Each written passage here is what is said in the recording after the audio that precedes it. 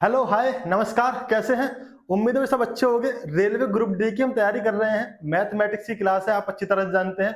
और मैं आ गया हूँ आपके सामने एक बार फिर से नवनीत एजुकेशन प्रो पर बेहतरीन तैयारी के कराने के लिए आपके साथ। ठीक है, मैथमेटिक्स के क्वेश्चन हम सब कवर करने वाले हैं। पार्ट 2 है, प्रीवियस ईयर क्वेश्चन देखेंगे और बेहतरीन बेहतरीन लाजवाब क्वेश्चन मैं आपके सामने करूंगा। लाजवाब क्वेश्चन होंगे और लाजवाब सॉल्यूशन होगा। ठीक है, चलिए बिना वक्त गवाए मैं बढ़ता हूँ क्वेश्चन की तरफ। पहला क्वेश्चन आपके सामने पेश किया जाता है। पहला क्वेश्चन आपके सामने ये रहा। इस क्वेश्चन को कौन करेगा? जल्दी से आप मुझे कमेंट बॉक्स में इसका आंसर फेंक के मारिए। बताओ भी जल्दी से। देखो, पहला क्वेश्चन आपके सामने ये है। क्या है? 30 विद्यार्थी वाली की कक्षा में प्रतियोगी परीक्षा में भाग लिया। ठीक है, इनमें से 18 विद्यार्थियों के प्राप्तांक का औसत 90 था। कितना? 90 था।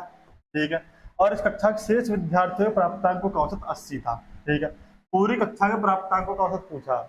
एक बात बताओ, अगर मैं औसत में कुल विद्यार्थियों से गुणा कर दूं तो मुझे कुल नंबर मिल जाएंगे। आप जानते हैं, आप ये अच्छी तरीके से जानते हैं कि औसत जो होता है, औसत जो होता है वो होता है मेरे भाई सबका जोड़ और बटे में जितनी संख्या उससे भाग, है ना।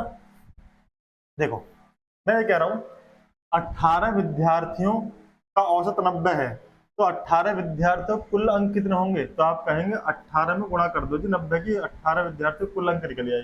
ठीक है, ठीक है, प्लस बचे कितने? अब बचे 30 में से 18 तो ये हो गए, बचे कितने? 12।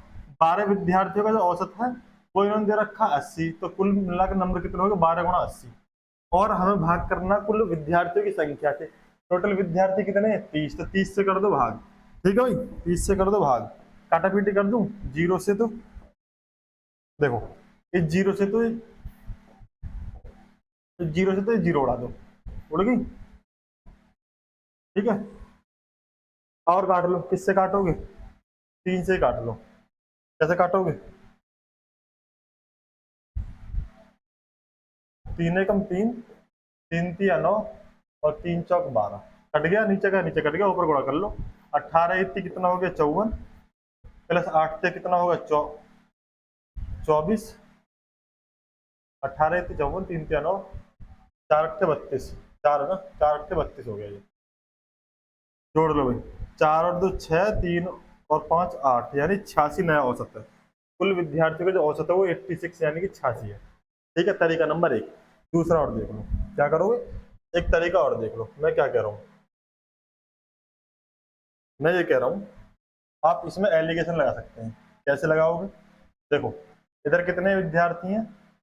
इधर कितना औसत है? पहले 90 औसत था। ठीक है, इन वाले विद्यार्थी कितना है? 80 औसत था।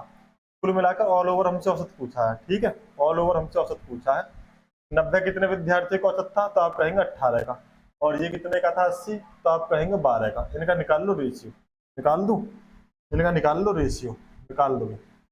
किससे काट लो? 6 या 18, 6 दूनी 12। अब ऑल ओवर एवरेज निकालने के लिए एवरेज इक्वल टू क्या होगा? 3 की गुणा करो 90 में, कितना होगा? 27, 2 70, प्लस 80 गुणा करो 2 में, 180 हो जाएगा। 160 बटे में जोड़ दो, 3 और 2 5, 5 बटे में आ गए। ठीक है, जोड़ लो भाई। जीरो की जीरो, 6 7 6 13 का 3। ठीक है, हासिल लगा 1, 2 और 1 3 और 1 4, तो भाग कर दो 5 से। काटो 5 अट्ठे 40 और 5 छिक्का 30, यानी 86 अभी भी यही आंसर आ जाएगा। 86 अभी भी यही आंसर आ जाएगा, इसमें कोई बड़ी बात है नहीं। ठीक है, चलिए नेक्स्ट क्वेश्चन तरफ चलते हैं। नेक्स्ट क्वेश्चन देख लेते हैं क्या है। हेलो, नेक्स्ट क्वेश्चन आपके सामने। हाँ,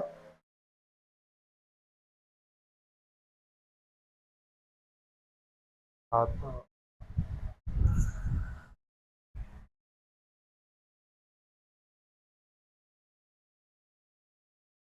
पता ना जी।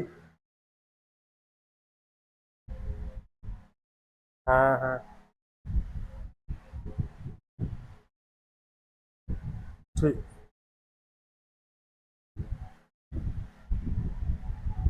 ठीक है, देखो, ए और बी एक व्यवसाय में समान समय के लिए 7:8 के अनुपात में निवेश करते हैं।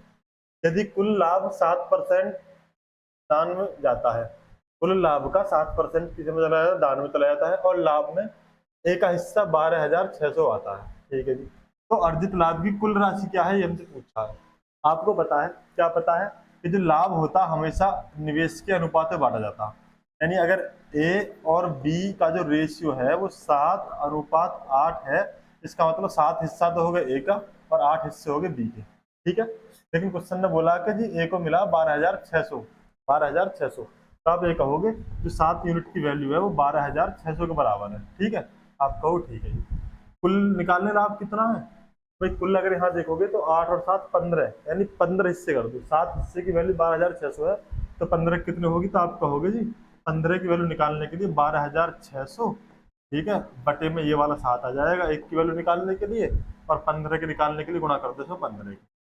ठीक, अभी मैं इसमें काटा पीटी नहीं करूंगा, अभी एक चीज और समझना ध्यान से।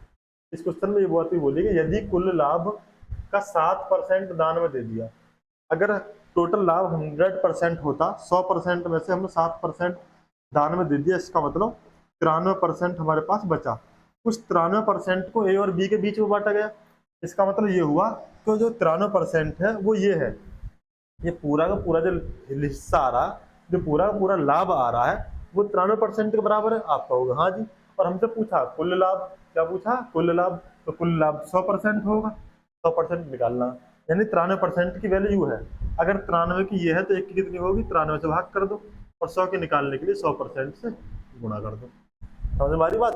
देखो यहाँ से लेके यहाँ तक की, कहाँ से, ये वाला जो हिस्सा है, ये वाली जो वैल्यू है इतनी वाली, ये 93% की, तो 7% 7% दान में देने के बाद ये का तो हिस्सा बचा हुआ है ना, यानी 93% की वैल्यू है। हमसे कुल पूछा है, यानी 100% के निकाल लेंगे। ठीक है, बाहर कर देंगे 93 से और गुणा कर देंगे 100 से, है ना। अब काटा पीटी कर लो जो करनी है, इससे काटोगे 7 से काट लो, इसे तो 7 एकम 7, 7 एकम 7 और 18 सत्ते 56, यानी 18 सत्ते 100 हो गया। ठीक है, 2 जीरो है ये बची हुई, और कटाया किसी से कुछ, 3 से काट लो, 3 तिया 9, 3 एकम 3, 31 पे चला गया, इसे काट लो, 3 से 3 पंजे 15। ठीक है, अब हमें क्या करना, 31 से भाग करना, 18 पंजे 90, 2 जीरो तो ये रही, और 100 की 2 जीरो ये रही। अब भाग कर लो 31 से। ठीक है, क्या करोगे, हमें पता 3 तिया 9 होते हैं, यानी ये 2 पर जाएगा, कितने पर, 2 पर जाएगा, 3 दूनी 6, 2 एकम 2 एकम 2, कितना बचा, 10 में से 2 गए 8 बचा, या कितना बचा, 8 में से 6 गए 2 बचा, बता लो अगली जीरो, 9 पर भेज दो, 9 एकम 9 और 9 के 27। ठीक है भाई, 29 आ रहा होगा, इस इसमें भी आ रहा है, इसमें भी आ रहा है, यानी ये दो ऑप्शन तो है नहीं अब। ठीक है, यहाँ बचा कितना, एक, कोई बात नहीं, उतार लो यहाँ से एक और जीरो, ना जाने की जीरो, 290 आ रहा होगा, यहाँ भी आ रहा है, यहाँ भी आ रहा, उतार लो एक जीरो, अब 3 पर जाएगा, 29 जीरो 3 आ रहा होगा, 29 जीरो 3 इसमें आ रहा। ठीक है, यानी ये आंसर नहीं होगा, ऑप्शन डी से हो जाएगा। बात समझ में आ गई। जितना ज्यादा है ज्यादा कोशिश करो आप कम कैलकुलेशन करने की, वैसे करना क्वेश्चन को। ठीक है भाई, चलो ठीक है, आगे आओ। ये क्वेश्चन है, 8 के 2 क्रमागत गुणजों का योग, यानी 8 के 2 क्रमागत गुणजों का योग 56 है। मैं ये कह रहा हूँ 8 का एक क्रमागत अगर x है, अगर 8 का पहला गुणज x है, 8x हो जाएगा, और तो दूसरा x प्लस 1 होगा, होगा नहीं होगा भाई, अगर एक गुणज x है तो उससे अगला x प्लस 1 होगा, सीधी सी बात है। बात समझ में आ रही है। मैं ये कह रहा हूँ कि इसमें क्या पूछा, इन दोनों में बड़ा गुणज बड़ा गुणज पूछा, या तो ऑप्शन से चले जाओ। अगर ऑप्शन से जाओगे तो कैसे करोगे, देखो 8 से संख्या नहीं कट रही, ऑप्शन नहीं होगा, 8 ये नहीं कट रही, ऑप्शन नहीं होगा, 24 कट रहा है और 32 कट रहा है। ठीक है, अगर बड़ी संख्या हम ले, क्योंकि हमसे बड़ा पूछा, हम बड़े यहाँ से ले लेते हैं। अगर बड़ा वाला 32 है तो छोटा वाला कितना होगा, 8 चौक 32 और 8 24 होगा। क्या दोनों को जोड़ के 56 आ रहा है, आप कहोगे हाँ जी 56 आ रहा है। इस हिसाब से बड़ा गुणज ऑप्शन बी यानी 32 आंसर इसके लिए सही हो जाएगा। ये तो हो गया भाई ऑप्शन। ठीक है, अगर आपको डिटेल में करना हो तो आप देखोगे कि मैंने मान लिया पहला गुणज जो है वो 8x है, तो अगला गुणज जो होगा वो 8 ब्रैकेट में x प्लस 1 होगा। ठीक है, इन दोनों को जोड़ने पर क्वेश्चन कह रहा 56 आता है। मैं बोला ठीक है भाई 56 लिख दो, अब सॉल्व कर लो।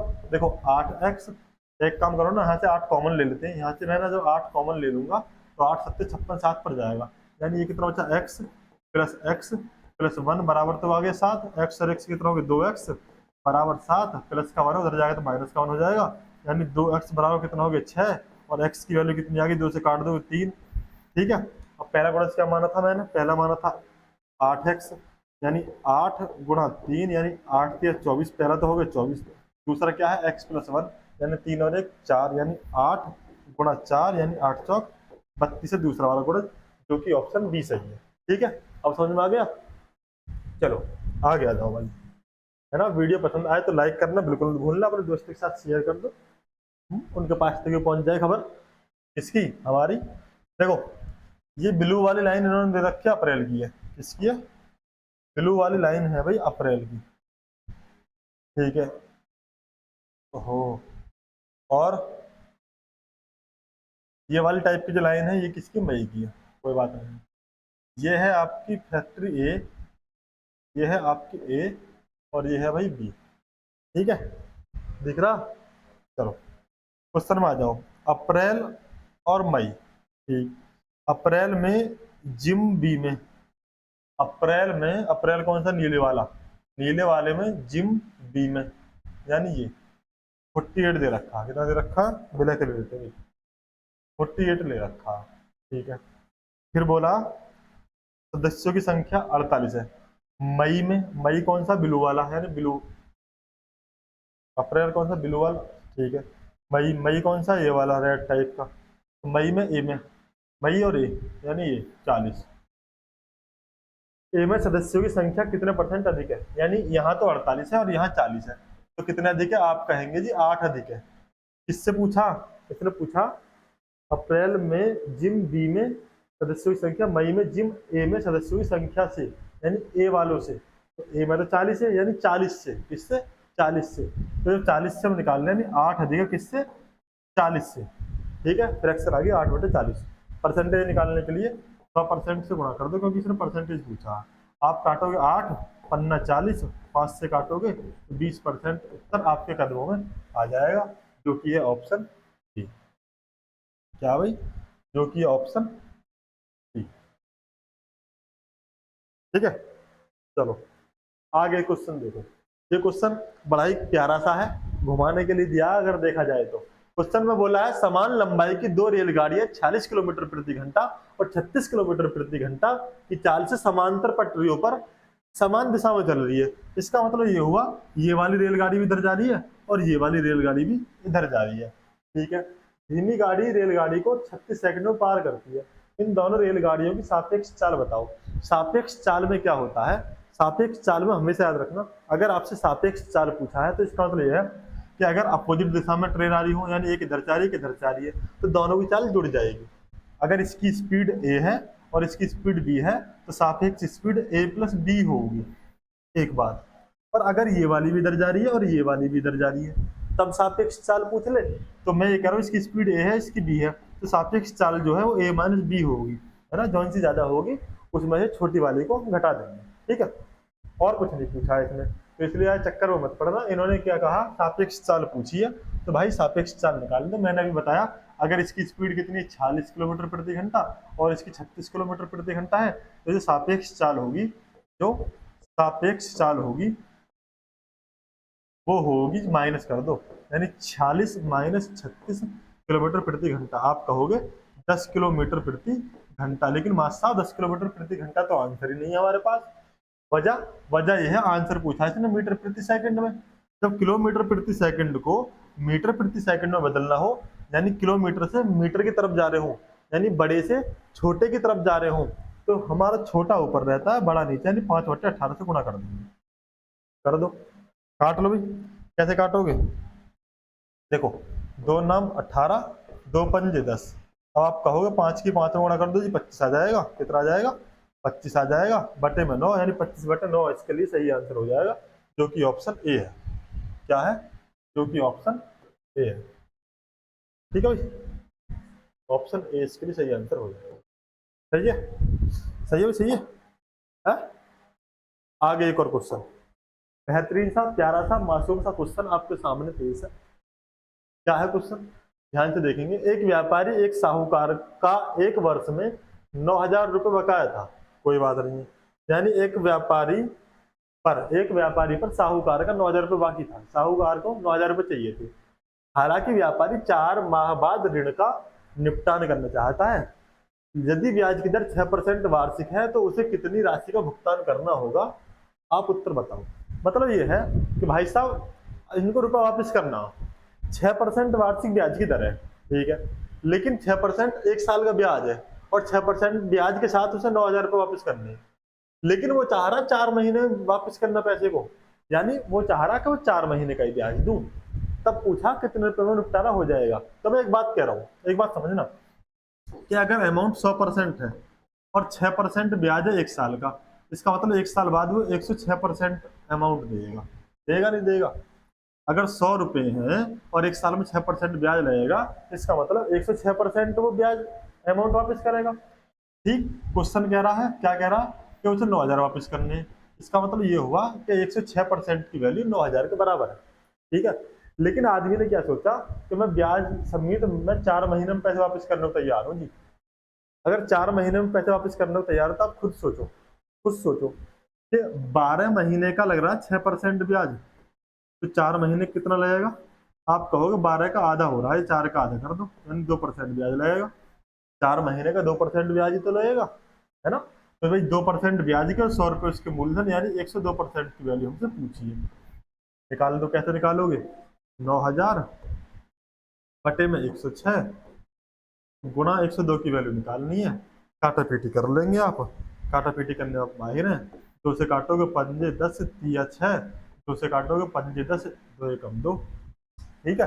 अब हमें क्या करना, अब हमें तड़ेपन से भाग करना पड़ेगा। 51 गुणा कर लो, 9 एकम 9, पन्ना 45 में, और कितनी जीरो है ये? 3 जीरो लगा लो, ठीक है। करो भाग, तड़ेपन से जो काटोगे 5 नाम 45, 9 पर जाएगा, 8 पर जाएगा।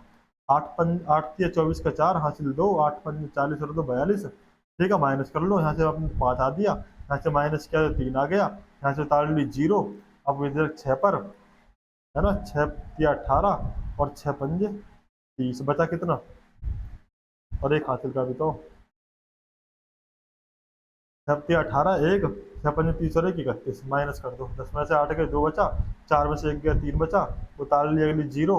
अब कितने पड़ जाएगा? 86 आ रहा हमारे पास, 86, इसमें भी सब में 86 आ रहा। आगे कर लो, फिर 6 पर भेज दो। जब 6 पर भेज देंगे तो कितने पड़ जाएगा? ये 318 आ जाएगा। बचा कितना? 2, उतार ली 0, ना जाने की 0, यानी 8,660 ना आएगा। 8,660 किसके पास है? 8,660 इसके पास है, यानी ऑप्शन ए सही हो जाएगा, ठीक है। ऑप्शन ए सही हो जाएगा, ठीक है भाई। चलो, समझ में आ गया होगा। आगे देख लो, एक क्वेश्चन दे रखा है, क्या है? दिया है वह छोटी छोटी संख्या ज्ञात करो जिसे 3 गुना करने के पश्चात 15, 5 और 35 से विभाजित करने पर शून्य शेष फल हो। यानी ये कह रहा कि अगर 5 का 3, 15 का और 35 से हम भाग करो उस संख्या में तो कुछ भी ना बचे। इसका मतलब इनका एचसीएफ हो, लेकिन एचसीएफ कब हो? जब उसमें हम 3 की गुणा कर रहे हो, है ना। तो मैं ये कह रहा हूँ, मैं 5, 15 और 35 का एचसीएफ निकाल लो, 5, 15 और 35 का एचसीएफ निकाल लो। समझना, मैंने 5 से काटा, 5 एकम 5, 3 15, 7 35, यानी आप ये कहोगे कि जी इसका एचसीएफ जो आएगा 5 गुणा 3 गुणा 7 आएगा, यानी ये इसका एचसीएफ आएगा, ये इसका एचसीएफ आएगा, ठीक। तो अब मैं कह रहा हूँ 7 की और 5 की गुणा कर लो, यानी 35 का आंसर हो जाएगा। वजह ये बोला क्वेश्चन नहीं कि जिसमें 3 से गुणा करने पर, क्योंकि जब मैं 35 में 3 से गुणा और करूंगा तो इनका एचसीएफ मिलेगा और तभी पूरी संख्या कटेगी। समझ रही बात को? यानी 3 की गुणा मैंने यहाँ पे करी ना, 7 के 5 ही कर लिया, 7 15 35, अगर 35 में 3 की गुणा और कर दूं तो ये संख्या इन सबसे कट जाएगी। और इसने यही बोला है किसको 3 गुना करें, तो आप कह दोगे कि जी 35 को 3 गुना करो, संख्या कट जाएगी। 35 को 3 गुना करने मतलब ये हो गया, तो ऑप्शन ए सही हो जाएगा, ठीक है। ऑप्शन ए सही हो जाएगा, सही है भाई। ये क्वेश्चन देखो, क्या है क्वेश्चन आपके सामने, आपकी खिदमत में हाजिर है। क्या है क्वेश्चन? देखो, एक वस्तु का अंकित मूल्य 1820 रुपये है, ठीक है, कोई बात नहीं, 1820 रुपये अंकित मूल्य वस्तु में पड़ा हुआ, लेकिन इसका विक्रय मूल्य 1422 है, यानी इसे बेचा कितने में गया? 1420 में बेचा गया। पूछा छूट का परसेंट ज्ञात करो। एक बात बताओ, 1800 रुपए का आइटम था, 1420 में बेच दिया, यानी कितनी छूट मिल गई? तो आप कहो 400 रुपए की छूट मिल गई। कितने की? 400 रुपए का डिस्काउंट मिल गया। कितने का? 400 का। कितने रुपए के आइटम पर? 1820 रुपए के आइटम पर, है ना। डिस्काउंट जब भी हम निकालते हैं, डिस्काउंट परसेंटेज निकालते वक्त नीचे हमेशा मार्क मार्क प्राइस यानी अंकित मूल्य आता है। 1820 आ गया, गुणा कर दो 100% से, परसेंटेज बनाने के लिए। ठीक है, जीरो से तो जीरो उड़ा दो। उड़ा दी। अब आ जाओ, काट लो। दो किससे काटो? दो से काट लो। दो एकम दो दूनी चार, जीरो की जीरो, दो नाम 18, दो एकम दो, नीचे 91 किसी और से कटेगा? ये नहीं कटेगा, अभी 1391 नहीं कटेगा। यानी 91 से मुझे भाग करना, दो जीरो और दो जीरो यहाँ से, 2000 में कर दो। 9 दूनी 18, कितना आ गया? 9 दूनी 18, दो एकम दो, इससे क्या? दो एकम दो, 182 आ गया। बचा कितना? जीरो में से दो 8, 9 में से 8 गया, एक बचा, 18 बच गया। उतार ली फिर अगली जीरो। ठीक है, कितने बढ़ जाएगा? 182। तो 82 बच जाएगा ना, क्यों छोटा पड़ रहा? ये जा रहा, कितने पर जा रहा? आप कहोगे ये जा रहा है 21.999, यानी 22 से बहुत थोड़ा सा कम। 22 से थोड़ा सा कम का मतलब ये है, ऑप्शन ए से हो जाएगा, है ना। पूर्णांक में पूछा है इसलिए 22 पे चला जाएगा। बात समझ में आ गई मेरी? ठीक है, इस क्वेश्चन को देखो। दो समांतर रेखाओं को प्रतिच्छेदित करने वाली एक तिर्यक रेखा। दो समांतर रेखा कैसी होती हैं? ये मानो एक रेखा ये है, क्या है? एक रेखा तो ये है, ठीक है। ओहो, एक रेखा तो ये है, ठीक। दूसरी रेखा ये है, ये कैसी? दोनों दोनों समांतर रेखा है। कैसी है? समांतर रेखा है। एक तिर्यक रेखा है ना, ये रही, ठीक है।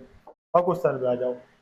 एक ही ओर स्थित दो बाह्य कोणों का अनुपात, एक ही ओर स्थित है, यानी ये अगर इस साइड में तो ये भी इस साइड में, दोनों बाह्य कोणों का अनुपात 7:5 है, ठीक है। तो दोनों कोणों में बड़े कोण और छोटे कोण से कितना बड़ा है? बड़ा कोण छोटे कोण से कितना बड़ा है, ये हमसे पूछा।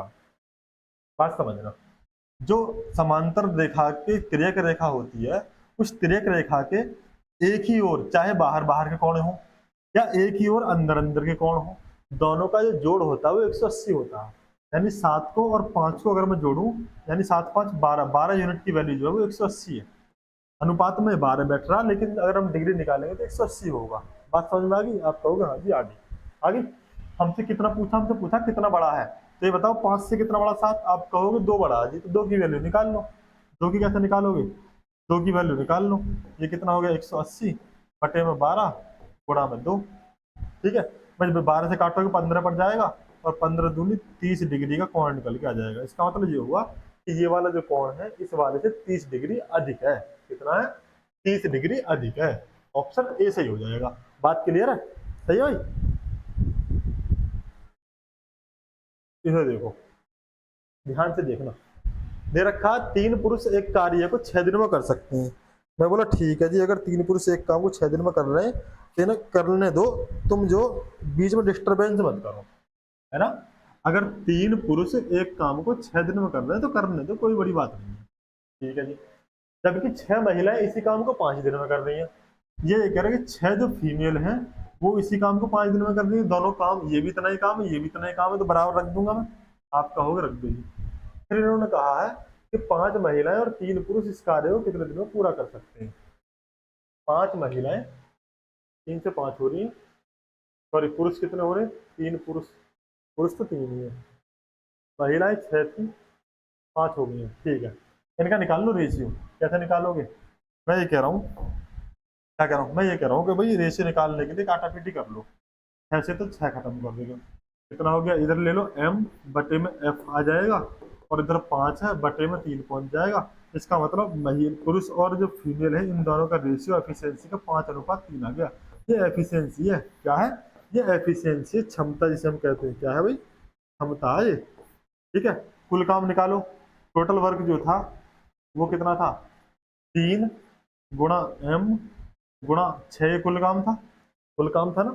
आप कहोगे हाँ। अब m की वैल्यू कितनी निकल के आ रही है यहाँ से? भाई m की वैल्यू यहाँ से कितनी आ रही है, 5 आ रही है, तो मैं यहाँ 5 रख देता हूँ। ये तो हो कुल काम। ठीक है, किस किस से कराना, तो आप कह रहे हो 5 तो महिलाओं से कराना और 3 पुरुष से कराना। किससे, 5 5 फीमेल प्लस 3 मेल। बात समझ में आ रही है? ठीक है, 5 फीमेल का मतलब क्या है, 5 फीमेल का मतलब यह है कि एक फीमेल 3 काम कर रही है, तो यहाँ पे 3 लिख दो। ठीक है, और पुरुष का कितना है, तो पुरुष जो है वो दे रखा है 5, तो यहाँ पे 5 गुणा कर दो। ठीक है, अब कर लो, 5 या 15 सिक्का 90 बटे में 5 या 15 प्लस 5 या 15 यानी 90 बटे में 15 दूनी 30 आ गया, 30 या 90 यानी 3 दिन में काम खत्म हो जाएगा। कितने दिन में, 3 दिन में काम खत्म हो जाएगा। कितने में, 3 दिन में काम खत्म हो जाएगा। बात समझ में आ गई? आगे भाई चलो इस क्वेश्चन को देखो, बोला एक त्रिभुज की भुजाओं का माप, भुजाओं की माप 10, 12 और 14 सेंटीमीटर। एक त्रिभुज है जिसकी एक भुजा 10 सेंटीमीटर की, दूसरी 12 की है, उससे आगे वाली 14 सेंटीमीटर की है। इसका क्षेत्रफल ज्ञात करने के लिए बोला। जब सारी भुजाएं अलग अलग हों तो जो त्रिभुज का क्षेत्रफल होता है, जो त्रिभुज का क्षेत्रफल होता है वो होता है एस पूरे रूट के अंदर ब्रैकेट में एस माइनस ए, है ना, एस माइनस बी, है ना, एस माइनस सी। ठीक है, इन तीनों गुणा। अब ये एस क्या बला है जी, देखो ए बी सी तो भुजाएं हैं, ए हमने से मान लिया, बी से मान लिया, सी से मान लिया। एस क्या है, एस होता है सेमी सर्कल, जिसे हिंदी में कहते हैं अर्ध परिमाप, यानी इन सबको जोड़ो और उसका कर दो आधा। तो भाई देखो 10 को 12 को और 14 को जोड़ूंगा और आधा करूंगा, तो मैं पहले आधा कर लेता हूँ। 10 का आधा कितना हो गया 5, 12 का आधा हो गया 6 और 14 का आ गया 7, जोड़ लो कितना हो गया 18 आ गया, है ना, 6 18 आ गया। सही है, इन तीनों को जोड़ के जब आधा करोगे, इन तीनों को जोड़ोगे 36 आएगा। 36 को जब आधा करोगे 2 से भाग करोगे तो एस की वैल्यू कितनी आ जाएगी, 18 आ जाएगी। ठीक है, पुट कर लो फॉर्मूला में, 18 गुणा 18 में से 1 यानी 10 माइनस करा तो 8 आ गया। ठीक, 18 में से बी यानी 18 में से 12 माइनस करेंगे तो कितना आ जाएगा, 6 आ जाएगा। ठीक है, 18 में 14 माइनस करेंगे कितना आ जाएगा, 4 आ जाएगा। ठीक है भाई, अब इसका रूट निकालना, निकाल लो। कैसे निकालोगे, देखो 18 में 9 गुणा 2 है, ठीक, और इसमें क्या है 4 में, 8 में 4 गुणा 2 है। ठीक है, ठीक है, गुणा 6 गुणा 4, जिसका रूट निकल सकता है उसका रूट निकाल लेना। कैसे, देखो 9 का रूट निकालोगे 3 आ जाएगा। ठीक है, 4 का रूट निकालोगे 2 आ जाएगा। ठीक है, और एक 2 बने बैठे यानी एक जोड़ा बाहर निकल के आ जाएगा। ठीक है, और 4 का रूट निकालोगे फिर 2 आ जाएगा। ठीक है, और अंदर रहेगा रूट के अंदर 6। ठीक है, अब गुणा कर लो, तो ये हो गया 8 या 24 और रूट में आ गया 6 यानी 24 रूट 6। इसका मतलब ऑप्शन बी सही हो जाएगा, 24 रूट 6, इसका मतलब ऑप्शन बी जो है बिल्कुल सही हो जाएगा। ठीक है भाई, है ना। चलो इस क्वेश्चन को देख लो, ये क्वेश्चन बड़ा ही प्यारा सा है, मासूम सा है, बस आपको गौर से करना। देखो वैसे तो इसमें मोटा मोटा आपको बताऊं, इसको इसको इसको इसको सबको जोड़ना है, इन दोनों को माइनस करना। ठीक है, और फिर इन सबको जोड़ने से इसे माइनस करके आंसर आ जाएगा। अगर आप चाहें डिजिटल सम लगाना, क्या डिजिटल सम लगाना, तो वो लगा सकते हैं। डिजिटल सम क्या होता है एक बार मुझसे कमेंट बॉक्स में पूछ लेना, मैं आपको स्पेशल वीडियो बना दूंगा। फिलहाल डिजिटल सम सॉल्व करना है इस क्वेश्चन को। कैसे, ऐसे 5 और 4 9 यानी इसका डिजिटल सम आ गया 4, 5 और 4 9, इसका आ गया 4, इसका भी कितना आ गया 4, इसका कितना आ गया 9 खत्म, और 6 और 5 11 का मतलब 2 आ गया। ठीक है, 5 4 9 खत्म, 3 2 5 आ गया। ठीक है, और भाई 5 4 9 खत्म, इसका 3 आ गया। ठीक है, अब देखो 1 2 3 यानी 4 के 12 और 2 कितना हो गया 14, 14 का मतलब हो गया 5 बराबर 5 में से 3 का कितना आ गया 2 प्लस के। एक बात बताओ, प्लस का 2 है इधर जाएगा माइनस का, यानी 5 में से 2 माइनस करेंगे तो कितना आएगा 3, तो के की वैल्यू 3 आ रही, इसका मतलब डिजिटल सम 3 होगा। जिस भी ऑप्शन का डिजिटल सम 3 आ रहा होगा वो इसका आंसर होगा। क्या है, 8 4 12, 12 का मतलब 3 इसका डिजिटल सम। ये कितना है 8 और 10 और 3 13, इसका 4 आ रहा, इसका है 4 दूनी 8, 8 दूनी 16, इसका 7 आ रहा, है ना, 8 4 12 और 4 16, 7 आ रहा, और इसका डिजिटल सम 9 आ रहा। हमें कितना चाहिए था 3, 3 आ रहा ऑप्शन ए का, ऑप्शन ए सही हो जाएगा। ठीक है, क्योंकि इनमें पॉइंटों का मामला, पॉइंट में हो सकता है आप गुणा जोड़ घटाते में थोड़ा बहुत इधर उधर कर दो। ऐसे क्वेश्चन को ऐसी अप्रोच के साथ करोगे तो आंसर बिल्कुल सही आएगा, दिक्कत वाली कोई बात नहीं है। ठीक है, आगे आ जाओ। ये वाला जो क्वेश्चन है, कौन सा, ये वाला जो क्वेश्चन है, इसे कैसे करोगे ध्यान से देखना जरा। देखो, इन्होंने क्वेश्चन दे रखा 40, उसके बाद दिया भाग, उसके बाद ब्रैकेट शुरू, 2 की घात 5, फिर दिया भाग 4, 4 को मैं 2 की घात 2 लिख लेता हूँ, ठीक है, अपनी सहूलियत के लिए, गुणा 125। ये क्वेश्चन है, सॉल्व कैसे करोगे ध्यान से देखना। 40 को तो ऐसे लिखा रहने दो, ठीक है।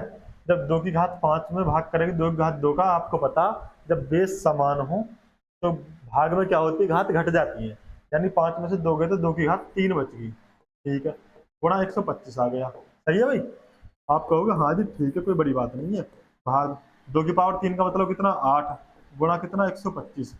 जब मैं 8 से भाग करूंगा 40 में तो 8 पंजे 40, 5 पर जाएगा और गुणा करने मुझे 125 में, तो आप कह दोगे जी 625 के लिए सही आंसर हो जाएगा, है ना। 125 में जब हम 5 ही गुणा करेंगे तो 625 इसके लिए सही आंसर हो जाएगा, जो कि ऑप्शन है डी। ठीक है, जो कि ऑप्शन है डी। ठीक है भाई, चलो इस क्वेश्चन को देखना जरा। ये क्वेश्चन है मासूम सा खूबसूरत सा, आपके सामने पेश है, बताओ इसका आंसर क्या होगा। एक उस त्रिभुज का क्षेत्रफल ज्ञात करो जिसका आधार हमें दे रखा, ऊंचाई हमें दे रखी है। जब त्रिभुज का आधार और ऊंचाई दे रखी हो तो आप याद रखना जो क्षेत्रफल होता है त्रिभुज का वो 1/2 हाइट इंटू बेस, यानी ऊंचाई गुणा आधार होता है। 1/2 ऊंचाई कितनी दे रखी क्वेश्चन में, क्वेश्चन में दे रखी 54.8 और बेस दे रखा 126.4। ठीक है, 2 से भाग कर दो, 2 से आपने काटा इसे, 2 एकम 2, 2 से काट दो भाई, कितने पर जाएगा 27 दूनी 54 और 4। जब मैं गुणा करूंगा तो 4 चौक 16, इकाई का अंक 6 आ रहा होगा, इकाई का अंक 6 इसमें भी आ रहा है इसमें भी आ रहा है, इसका मतलब ये दोनों तो ऑप्शन है। ठीक है, अब करनी पड़ेगी हमें गुणा, डिजिटल सम लगा लो चाहे दोनों का, डिजिटल सम क्या अलग अलग है, देखो 6 और 3 9, 6 और 3 9, 4 3 7, तो इसका डिजिटल सम, और ये कितना 6 और 3 9, 3 3 3 9, यानी इसका डिजिटल सम 4 है। डिजिटल सम लगा लो, क्या करो, कैसे लगाओगे, 7 2 9 आ रहा है यानी 4 इसका डिजिटल सम आया, गुणा 6 और 3 9 आ रहा, 4 इसका है, यानी 4 चौक 16, 16 का मतलब 6 और 1 7, डिजिटल सम 7 आ रहा होगा, और 7 आ रहा ऑप्शन ए का, इसका मतलब ऑप्शन ए सही हो जाएगा। ठीक है, 7 आ रहा ऑप्शन ए का, इसका मतलब ऑप्शन ए सही हो जाएगा। ठीक है भाई, चले